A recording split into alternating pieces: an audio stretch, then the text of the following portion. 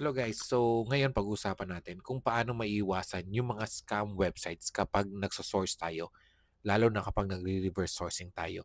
Okay, halimbawa may bago yung website, bago yung nakita nyo, yung mga mention ko dati, yun yung mga legit na, automatic legit. Pero may mga bagong website na lumalabas na yung ibang legit naman, yung iba hindi. So paano natin i-check yun? So anong gagamitin natin na websites or anong diskarte natin? Okay, bibigay ko ng tips. So yung website na ginagamit ko para ma-check kung scam yung isang source websites is si whois.com. Okay, take note, whois.com, si getsafeonline.org, ginagamit ko rin 'yan. Si Trustpilot, medyo hindi lang din ako ano kay Trustpilot kasi kay Walmart nakita niyo nga mababa yung score niya. So it doesn't mean hindi siya legit kapag ganun. So mas maganda kung puntahan niyo si whois.com tsaka si getsafeonline.org. Same with the Scam Advisor, pwede niyo gamitin 'yan. And sa mga hindi pa nakakaalam, pwede niyo po gamitin si Reddit. Marami pong comment doon kapag nababasa niyo yung mga comment about dun sa isang website.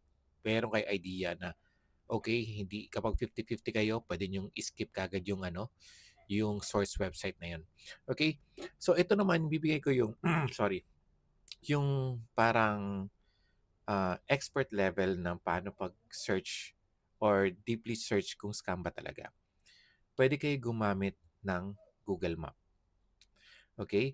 Copy nyo po yung ano, yung halimbawa sa contact us or about us, nakita nyo yung address nila. Pwede nyo copy yung address and ilalagay nyo po sa Google Map.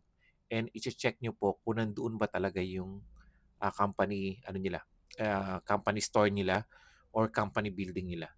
Doon nyo malalaman kung legit pa o hindi. Kasi may iba, nilagay niya yung address pero iba yung pangalan ng ano ng warehouse or iba yung pangalan ng store. So yun yung ano, yun yung sekreto namin kapag nagse-search kami or dine-deeply search namin yung mga websites na yun. Okay? Para malaman namin kung totoo ba talaga na may building sila. Okay? Yung isa naman, I think sinabi ko na rin dati, yung Google. So, pwede mong ilagay, halimbawa, target.com scam. Lagay mo lang yung scam na word doon. Or sabi natin, pamperedchef.com scam. Or Psycho Elf Cosmetics, alam naman natin, scam. Pwede siyang bigay ng mga reviews from sa mga websites na hindi ko pa nababanggit. So may bibigay sila ng mga halimbawa yung checker, mga ganun, lalabas yung mga ibang ibang source website checker.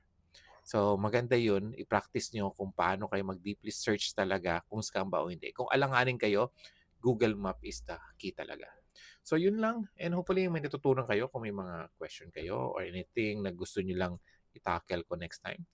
Comment down below and then try kong gumawa ng video or reaction video sa mga comment nyo o sa mga suggestion na gusto nyong itackle ko. So maraming salamat guys and God bless. So keep sourcing.